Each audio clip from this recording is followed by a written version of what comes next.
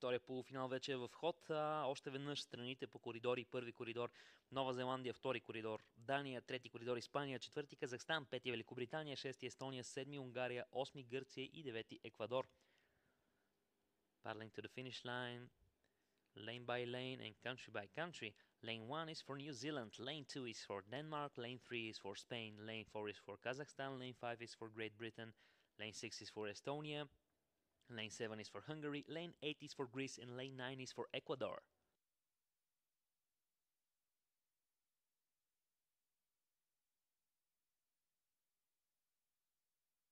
Split time at the 750 meters. Estonia is leading the way. Елисавета Федорова от Естония държи водачеството след първите 250 метра, следвана от унгарката Река Немеш. Река Немеш from Hungary is on second place. Third place for now for Great Britain. Зои Кларк от Великобритания държи третото най-добро време след първите 300 метра от надпреварата. Разликите между лодките обаче изобщо не са големи след първите, вече бих казал, над 350 метра от състезанието.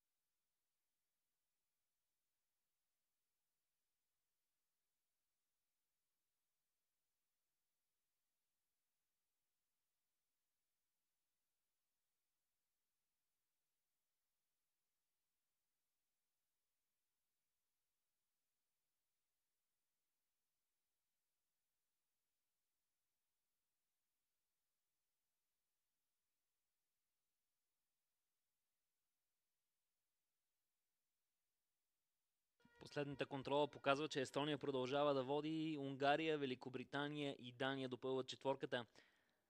Last split time shows that Estonia is still leading the way. Елисавета Федорова is paddling the fastest at the moment.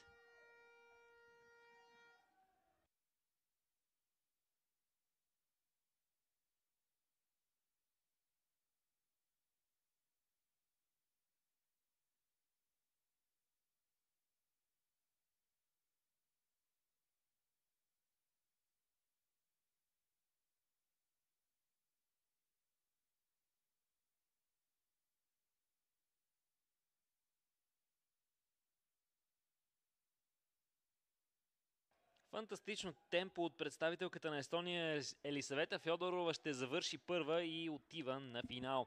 Елисавета Федорова from Estonia finished first, followed by Река Немеш from Hungary. Унгария на втората позиция, така Река Немеш също отива на финал. Тройката допълни, струва ми се, Зои Кларк от Великобритания. Also going straight to final A, Zoe Clark from Great Britain.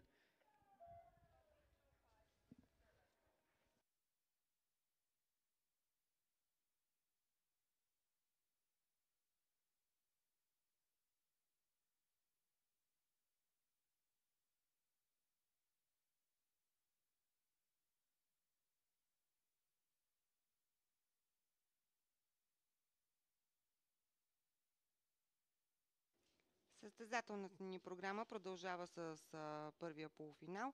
Двуместен каяк при юношите на дистанция 1000 метра.